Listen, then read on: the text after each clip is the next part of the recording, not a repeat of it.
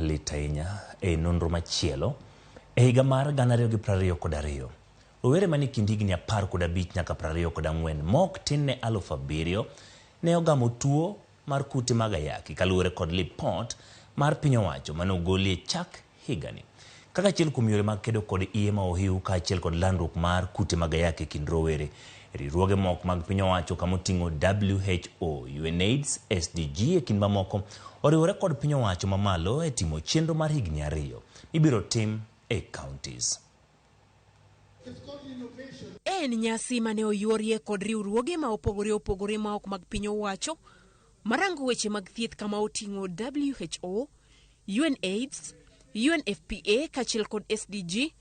Twak mane okwako kor lwasi ne en riwruok kod piny owacho e chwalo sir ne rowere kaka achiel kuom yore mag kedo kod ayaki kod iye ma ohiu e kind rowere.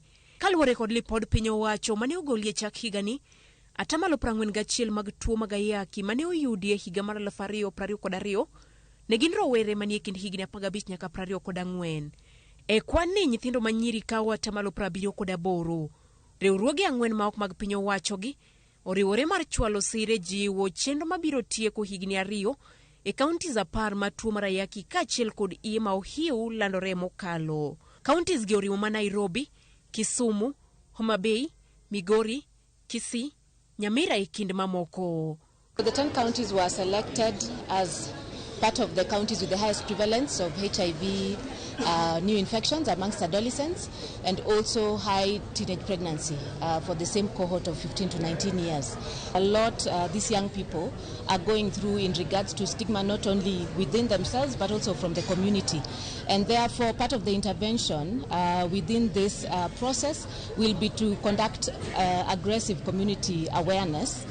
Rowere mane ochopo e nyasino kata kamano ywak ni piny owacho sebedo ka duoko gi piny e yor chwalo raboo yunga makamoro nyalo resogi e yudo ayaki kachiel kod hiye ma ohiu.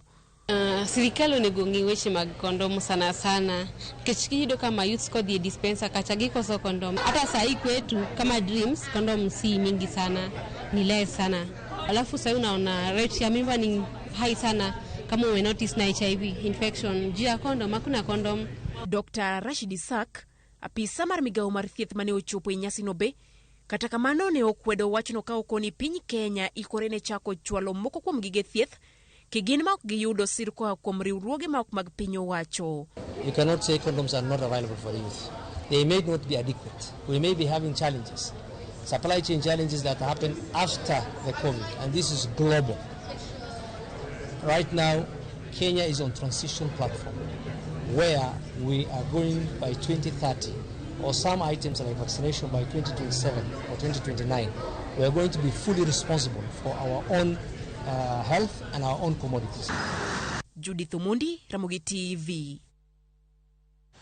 Maukum jonyuol kod